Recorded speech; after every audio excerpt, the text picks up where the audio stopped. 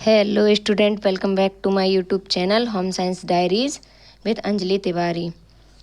तो आज की वीडियो होने वाली है बहुत ही महत्वपूर्ण। हम लेकर के आए हैं टॉप 30 क्वेश्चन होम साइंस से रिलेटेड। कुछ PYQ भी हैं, कुछ नए बनाए हुए भी हैं। तो चलिए क्लास को स्टार्ट करने से पहले चैनल को लाइक कर दीजिए, शेयर कर दीजिए और सब्सक्राइब कर लीजिए। सभी लोग आ जाएंगे तो ज़्यादा से ज़्यादा लोग देखेंगे तो बहुत ही अच्छा लगेगा। तो चलिए स्टार्ट करेंगे हम सुपर फास्ट रिवीजन में। तो हमारा पहला क्वेश्चन होगा, क्या सजावट का क्या अर्थ है? सजावट कैसी होती है? पर्दे लगाना, चित्रों से घर को सजाना, फूलों से घर को सजाना, घर सुव्यवस्थित रखना। तो आपका राइट आंसर इसमें क्या होगा? घर को सुव्यवस्थित रखना। जब आप घर को साफ सुथरा, अच्छा, मतलब बहुत ही सुंदर रखेंगे तभी आप उसको घर सुव्यवस्थित रखेंगे। उसके बाद ही आप फिर घर में पर्दे, चित्र वगैरह, फूल वगैरह लगाएंगे। तो इसलिए आपका राइट आंसर हो जाएगा घर को सुव्यवस्थित रखना। नेक्स्ट आपका क्वेश्चन होगा, उत्तम गृह सज्जा के लिए अनिवार्य है। उत्तम गृह सज्जा के लिए क्या अनिवार्य होना चाहिए? अभिरुचि, सौंदर्य बोध, कीमती साधन या अत्यधिक मेहनत या फिर अधिक नौकर। आप जैसे घर की जो सजावट कर रहे हैं तो उसके लिए क्या करेंगे? ज़्यादा नौकर रख लेंगे या फिर ज़्यादा मेहनत करनी पड़ेगी? नहीं, आपका राइट आंसर हो जाएगा ए, अभिरुचि और सौंदर्य बोध। यानी कि आप अपनी रुचि के अनुसार घर को सजाएंगे और सौंदर्य बोध मतलब कि सुंदरता का प्रतीक दिखाई देना चाहिए, मतलब सुंदर लगना चाहिए। जब हम घर को कुछ भी डेकोरेट करते हैं तो फ्लावर पॉट इन सब चीज़ों से सजा करके, है ना। नेक्स्ट है आपका क्वेश्चन, गृह सज्जा के आवश्यक तत्व। गृह सज्जा के आवश्यक तत्व कौन कौन से होते हैं? उपयोगिता, सुंदरता, अभिव्यक्ति, ये सभी। आपका राइट आंसर हो जाएगा डी यानी ये सभी। उपयोगिता भी होनी चाहिए, सुंदरता भी दिखनी चाहिए और अभिव्यक्ति यानी मौलिकता भी दिखनी चाहिए। तो आपका राइट आंसर हो जाएगा ये सभी। चलिए नेक्स्ट क्वेश्चन पर चलते हैं।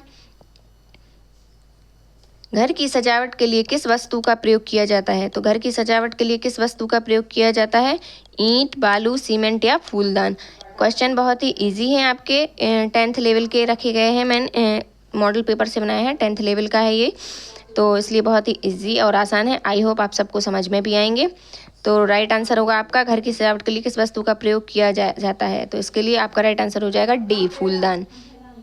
नेक्स्ट आपका होगा क्वेश्चन, फूलदान में फूलों को अधिक समय तक ताज़ा रखा जा सकता है। फूलदान में फूलों को अधिक समय तक ताज़ा कब रखा जा सकता है? चीनी डाल करके, नमक डाल करके, या धूप में रखकर, या फिर बंद कमरे में रखकर। तो आप फूलों को अधिक समय तक ताज़ा किसके साथ रखेंगे? पानी में थोड़ा नमक डालकर। आपका राइट आंसर हो जाएगा बी। ठीक है, नेक्स्ट क्वेश्चन पर चलेंगे हम। किसी यात्रा के अवसर पर प्रयोग होने वाला चेक कौन सा होगा? तो अब जब कोई यात्रा करने जा रहे हैं तो वहाँ पे आपको चेक देना है, तो आप कौन सा चेक देंगे? ट्रेवल्स चेक, क्रॉस चेक, उपहार चेक या फिर ऑर्डर चेक। तो आप वहाँ पर देंगे ट्रेवल्स चेक।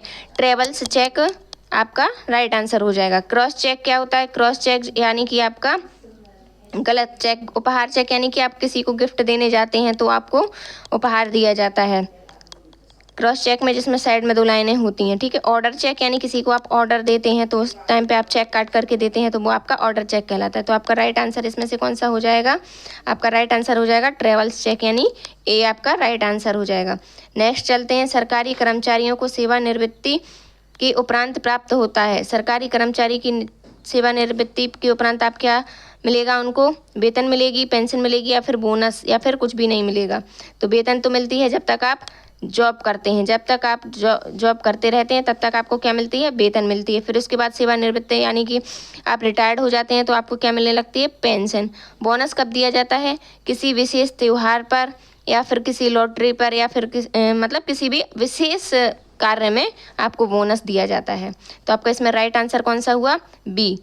बी आपका राइट आंसर हो जाएगा, पेंशन। नेक्स्ट क्वेश्चन पर चलेंगे। नेक्स्ट क्वेश्चन है, जीवन बीमा का सबसे बड़ा उद्देश्य। जीवन बीमा का सबसे बड़ा उद्देश्य क्या होना चाहिए? शादी के लिए धन उपलब्ध कराना, बीमा धारक आश्रित को आर्थिक सुरक्षा प्रदान करना, या बीमा धारक के आश्रिता को शारीरिक सुरक्षा प्रदान करना। तो इसमें आपका राइट आंसर क्या हो जाएगा? बीमा धारक आश्रित को आर्थिक सुरक्षा प्रदान करना। आपका B4 राइट आंसर हो जाएगा। नेक्स्ट क्वेश्चन पे चलेंगे। नेक्स्ट क्वेश्चन होगा हमारा, दैनिक जीवन में किसकी बचत अति आवश्यक होती है? दैनिक जीवन में आपको किसकी बचत आवश्यक होगी? समय, धन, श्रम या फिर ये सभी। तो राइट आंसर हो जाएगा आपका ये सभी। मतलब समय भी जरूरी होता है, धन भी और श्रम भी। तो आपको तीनों ही चीज़ों की अति आवश्यकता होती है डेली जीवन में। नेक्स्ट क्वेश्चन पर चलेंगे हम। नेक्स्ट क्वेश्चन होगा हमारा, संचय का जमा खाता किसके लिए है? वृद्धों के लिए, स्कूली बच्चों के लिए, नौकरों के लिए या फिर श्रमिक वर्ग के लिए? तो आपका राइट आंसर हो जाएगा बी, यानी स्कूली बच्चों के लिए। नेक्स्ट क्वेश्चन पर चलेंगे, निम्नलिखित में से कौन सी वस्तु पूंजी नहीं है? तो इसका राइट आंसर आपका क्या हो जाएगा? 10 का नोट आपकी पूंजी कहलाएगी या फैक्ट्री भवन? हाँ, 10 का नोट आपकी पूंजी है, फैक्ट्री भवन भी आपकी पूंजी है, टैक्सी भी आपकी पूंजी है, लेकिन औजार कोई पूंजी नहीं होती है। तो इसलिए आपका राइट आंसर हो जाएगा डी, यानी औजार आपका पूंजी नहीं है। नेक्स्ट क्वेश्चन पर चलेंगे। नेक्स्ट क्वेश्चन होगा हमारा, किसान विकास पत्र योजना है। किसान विकास पत्र योजना किसकी है? बैंक की, जीवन बीमा की, डाक खाने की या फिर कोई नहीं? तो आपका राइट आंसर हो जाएगा डाक खाने की। डाक खाने द्वारा ये किसान विकास पत्र योजना चलाई गई थी किसानों के लिए। नेक्स्ट क्वेश्चन पर चलेंगे हम। नेक्स्ट क्वेश्चन होगा हमारा, बैंक में कम से कम कितने रुपए की राशि से खाता खोला जा सकता है? तो कितने रुपए की राशि से खाता खोला जाता है? 300, 200, 100 या फिर 500? तो आपका राइट आंसर हो जाएगा 500 रुपये। क्या हो जाएगा हमारा राइट आंसर? डी, यानी 500 रुपये। नेक्स्ट क्वेश्चन पर चलेंगे हम। नेक्स्ट क्वेश्चन होगा हमारा, टेनिन और फाइटेट्स, यानी कि टेनिन और फाइटेट्स किसके अवशोषण को बाधित करते हैं? किसके अवशोषण को बाधित करते हैं? जिंक, लोहा, कैल्शियम या फिर सभी? तो इसमें आपका राइट आंसर हो जाएगा डी, यानी टेनिन और फाइटेट्स दोनों सभी के अवशोषण को बाधित करते हैं। नेक्स्ट आंसर हो जाएगा। नेक्स्ट क्वेश्चन पर चलेंगे हम। नेक्स्ट क्वेश्चन होगा हमारा, मैग्नीशियम का प्रमुख कार्य है। मैग्नीशियम का प्रमुख कार्य क्या होता है? रक्तचाप को बढ़ाना, ऊर्जा, मेटाबॉलिज्म में सहायक, पाचन में बाधा या फिर प्रतिरक्षा घटाना? तो आपका राइट आंसर हो जाएगा ऊर्जा, मेटाबॉलिज्म में सहायक बनना। चलिए नेक्स्ट क्वेश्चन पर चलेंगे हम। बीटा कैरोटीन किस विटामिन में का उपयोगी विटामिन कहलाता है? तो बीटा कैरोटीन किस में पाया जाता है? आपका बीटा कैरोटीन होता है विटामिन ए, यानी बी आपका राइट आंसर। विटामिन सी क्या है? स्कर्वी विटामिन है। इससे मसूड़े कमजोर हो जाते हैं, दांतों में दर्द होता है, मसूड़ों से खून आने लगता है। तो विटामिन सी खट्टे फलों में पाया जाता है। ठीक है। विटामिन के क्या है? रक्त स्कंदन के काम में आता है, यानी रक्त का थक्का जमाता है हमारे बॉडी में, रक्त के सर्कुलेशन को बढ़ाता है। ठीक है। तो विटामिन के क्या है? रक्त स्कंदन के लिए होता है। विटामिन ई क्या है? विटामिन ई है बांझरोधी विटामिन, यानी कि बांझपन को दूर करता है। ये किस में पाया जाता है? हरी सब्जियों में पाया जाता है। ब्यूटी विटामिन भी विटामिन ई को कहा जाता है। तो नेक्स्ट हमारा राइट आंसर क्या हो जाएगा? Beta carotene. बीटा कैरोटीन मतलब विटामिन ए। विटामिन ए हमारा राइट आंसर हो जाएगा। नेक्स्ट क्वेश्चन पर चलेंगे। ग्लूकोज क्या है? किस प्रकार का कार्बोहाइड्रेट है? ग्लूकोज मोनोसेक्राइड है, डाइसेक्राइड है या पॉलीसेक्राइड है या फिर ओलिगोसेक्राइड है? तो आपका राइट आंसर हो जाएगा मोनोसेक्राइड्स है। ग्लूकोज आपका क्या है? मोनोसेक्राइड्स, यानी ये आपका राइट आंसर हो जाएगा। नेक्स्ट क्वेश्चन पर चलेंगे। मनुष्य में ग्लूकोज को ऊर्जा में परिवर्तित करने की प्रक्रिया क्या कहलाती है? ग्लाइकोसिस या ग्लाइकोनियोजेनेसिस या फिर लाइपोलाइसिस या फिर ट्रांसमिनेशन? क्या कहलाती है आपकी? तो आपका राइट आंसर हो जाएगा ग्लाइकोसिस। ग्लाइकोसिस आपकी ग्लूकोज को ऊर्जा में परिवर्तन करने की प्रक्रिया कहलाती है। नेक्स्ट क्वेश्चन पर चलेंगे हम। दूध में पाई जाने वाली शर्करा कौन सी होती है? दूध में पाई जाने वाली शर्करा होती है आपकी लैक्टोज। आपका राइट आंसर हो जाएगा सी, सही। ग्लूकोज क्या है? मस्तिष्क की ऊर्जा कहलाती है। मस्तिष्क की ऊर्जा क्या है? ग्लूकोज है। फ्रक्टोज फलों की शर्करा को कहा जाता है, फलों की शर्करा को। माल्टोज क्या है? माल्टोज आपकी पाई जाती है जैसे कि मक्का हुआ, जो इन सब में माल्टोज पाया जाता है। तो आपका इसमें राइट आंसर क्या है? दूध में कौन सी शर्करा पाई जाती है? लैक्टोज। आपका सी राइट आंसर हो जाएगा। नेक्स्ट क्वेश्चन पर चलेंगे। मानव शरीर में कार्बोहाइड्रेट किस रूप में संग्रहित होता है? तो किस रूप में संग्रहित होता है? स्टार्च, ग्लाइकोजन, लैक्टोज या फिर सेल्यूलोज? तो मानव शरीर में कार्बोहाइड्रेट आपका ग्लाइकोजन के रूप में संग्रहित होता है। नेक्स्ट क्वेश्चन पर चलेंगे। नेक्स्ट क्वेश्चन होगा हमारा, धूल भरी आंधी आ जाने के उपरांत की जाने वाली सफाई को कहते हैं। धूल भरी आंधी आ जाएगी तो क्या हो जाएगा, दैनिक सफाई, साप्ताहिक सफाई, आकस्मिक सफाई या फिर अनावश्यक सफाई। तो आपका राइट आंसर हो जाएगा सी यानी आकस्मिक सफाई। अचानक से आंधी आई है, धूल बारिश, जैसे कि अभी मौसम चल रहा है, अचानक से कभी भी बारिश हो जाती है, कचरा हो जाता है घरों में तो हम सफाई करने लगते हैं, तो वो हमारी क्या है, आकस्मिक सफाई कहलाती है। दैनिक सफाई क्या होती है, जो हम डेली रूटीन में करते हैं कि सुबह से उठना, झाड़ू लगाना, घर की साफ सफाई करना है ना, झाड़ना पोंछना, तो ये हमारी दैनिक सफाई होती है। साप्ताहिक सफाई क्या होती है, हफ्ते में एक बार हम किसी रूम को साफ करते हैं या किसी भी वस्तु को साफ करते हैं तो वो हमारी साप्ताहिक सफाई कहलाती है। अनावश्यक सफाई होती है कि यानी कि हम सफाई कर चुके हैं, सफाई करने के बाद भी हम फिर से डस्टिंग करने लगे तो वो हमारी अनावश्यक सफाई है यानी वेस्ट टाइम। तो हमारा इसमें राइट आंसर क्या हो गया, आकस्मिक सफाई। आकस्मिक सफाई C is right answer. Next question है हमारा, पीतल के फूलदान की सफाई की जाती है। पीतल के फूलदान की सफाई किससे की जाती है, चूने द्वारा, ब्रशों द्वारा, रेत के द्वारा या फिर साबुन द्वारा। तो आपका राइट आंसर हो जाएगा ब्रशों द्वारा, बी आपका राइट आंसर है। नेक्स्ट क्वेश्चन पर चलेंगे, इतना ज़्यादा समझने की ज़रूरत नहीं है क्योंकि बहुत ही इजी क्वेश्चन लिए हैं मैंने।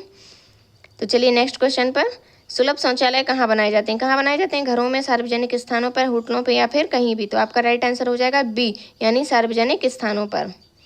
नेक्स्ट क्वेश्चन पर चलेंगे हम। नेक्स्ट क्वेश्चन होगा हमारा, कुओं का जल शुद्ध करने के लिए किसका प्रयोग किया जाता है। तो कुएं का जल किस प्रक्रिया द्वारा शुद्ध किया जाता है, गंधक के द्वारा, सोडियम के द्वारा, पोटेशियम परमैंगनेट के द्वारा या फिर कॉपर सल्फेट के द्वारा। तो हमारा राइट आंसर हो जाएगा सी यानी पोटेशियम परमैंगनेट के द्वारा। सोडियम क्या है, यानी कि हम रक्तचाप को बढ़ाने का काम करता है और मतलब ब्लड सर्कुलेशन को सही रखता है। गंधक क्या है, गंधक खुजली, जब कोई भी एलर्जी वाली त्वचा पर कोई भी एलर्जी हो जाती है तो उस गंधक को लगाने से वो ठीक हो जाती है। कॉपर सल्फेट आपकी एक रासायनिक प्रक्रिया होती है। तो आपका इसमें राइट आंसर क्या हो गया, पोटेशियम परमैंगनेट कुएं का जल शुद्ध करने के लिए प्रयोग किया जाता है। नेक्स्ट क्वेश्चन पर चलेंगे, जल हमारे शरीर के लिए उपयोगी होता है। किसके लिए उपयोगी होता है, रक्त को तरलता के लिए, पाचन क्रिया में सहायक के लिए, हानिकारक तत्वों के विसर्जन में सहायक। तो आपका राइट आंसर हो जाएगा उपरोक्त सभी यानी कि सभी के लिए हमारा जल शरीर के लिए उपयोगी माना जाता है। नेक्स्ट क्वेश्चन होगा हमारा, वायु प्रदूषण के कारण है। वायु प्रदूषण के कारण क्या है, औद्योगिकरण, यानी कि आजकल बहुत ज़्यादा मतलब हर जगह औद्योगिकरण, मशीनें लग गई हैं, कंपनियां बन गई हैं, फैक्ट्रियां लग गई हैं, तो इससे भी हमारा वायु प्रदूषण होता है। वनों की अनियमित कटाई होती है, वन काटे जा रहे हैं, बिल्डिंगें बनाने लगी हैं, तो वनों की अनियमित कटाई भी होने लगी है। नगरीकरण यानी कि बहुत ज़्यादा गाँव से छोड़कर लोग शहर में रहने लगे हैं, तो ये सभी वायु प्रदूषण के कारण है। तो आपका राइट आंसर हो जाएगा डी। नेक्स्ट क्वेश्चन पर चलेंगे, किसी कार्बनिक वस्तु के जलने से पैदा होती है। तो किसी कार्बनिक वस्तु के जलने से क्या पैदा होती है, आपका राइट आंसर हो जाएगा सी कार्बन डाइऑक्साइड। ठीक है। नेक्स्ट क्वेश्चन होगा हमारा, विश्व पर्यावरण दिवस कब मनाया जाता है। तो विश्व पर्यावरण दिवस आपका मनाया जाता है 5 जून को। कब मनाया जाता है, 5 जून आपका राइट आंसर हो जाएगा।